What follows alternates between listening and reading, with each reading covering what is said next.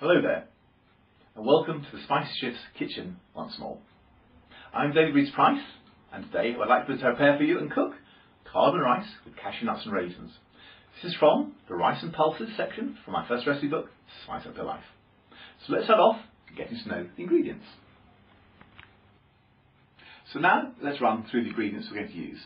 Start off with some vegetable oil, in this case sunflower oil, approximately 2 tablespoons, 50 grams of butter, 1 chopped medium-sized onion, some chopped green chilli along with some chopped garlic, approximately 500 grams of long grain rice. This has already been soaked, so this will actually mean the cooking time will be reduced, a tablespoon of sea salt, and some chopped coriander. Now on from that we have the seasoning. I'm using here cardamom seeds taken from cardamom pods. So I've used a pestle and mortar, I've crushed them, thrown away the husk, so we just have the bare seeds there.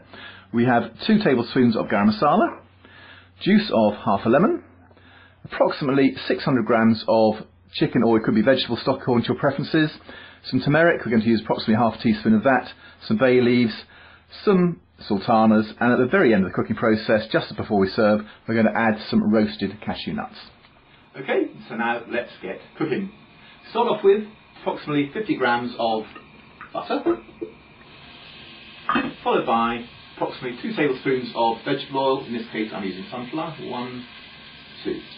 So we're just going to let that melt.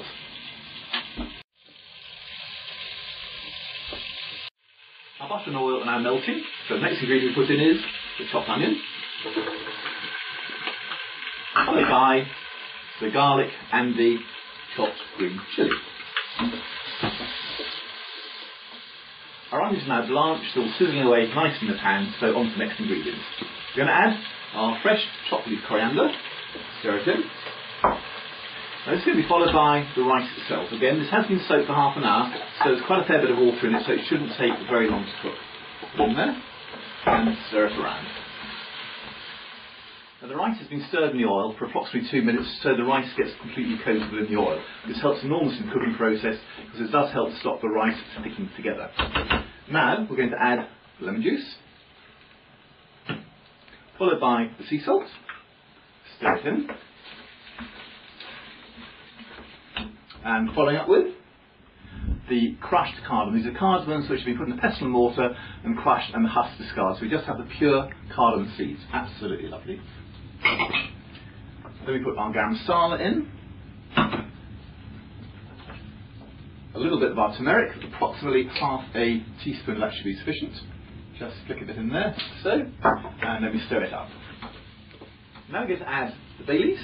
I've got 3 nice bay leaves straight from my garden. I've got a nice big bush in the garden there, so pop them in.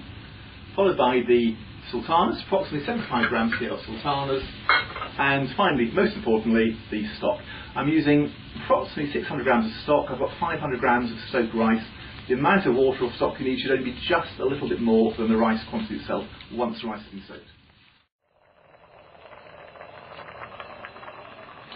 Our rice has now been brought up to the boil, so what we're going to do, we're going to turn off the main heat here, put it on the top here, and we're going to put it on a lower burner. I'm going to transfer it over like so. What we're now going to do is let it simmer for approximately 5 minutes or until all the water's absorbed. We're going to check in 5 minutes time and see how we're doing. Our rice has now approximately 5 minutes simmering, so let's check out and see how we're doing. Fork, stir it around there, just take a little sample on the end of the fork. That's absolutely perfect. And finally, the very last thing we're going to do here is to add in our toasted cashew nuts. These are cashew nuts I put under the grill for approximately 2 minutes just to brown them up and give them a toasted effect. Put them in and stir them around.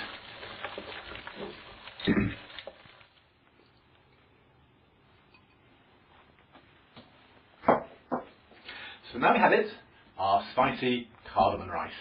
Now this rice is very versatile. It can be used for hot dishes we have here, or it can be cooled or even chilled in the fridge overnight and used as a cold dish, particularly suitable for summer occasions such as barbecues. I like to serve it with any number of main dishes, possibly including curries, but it's entirely up to you. It's a lovely, versatile, very, very tasty dish. I thoroughly recommend that you try making it. Goodbye for now from David Rees-Price, the Spicy Chef.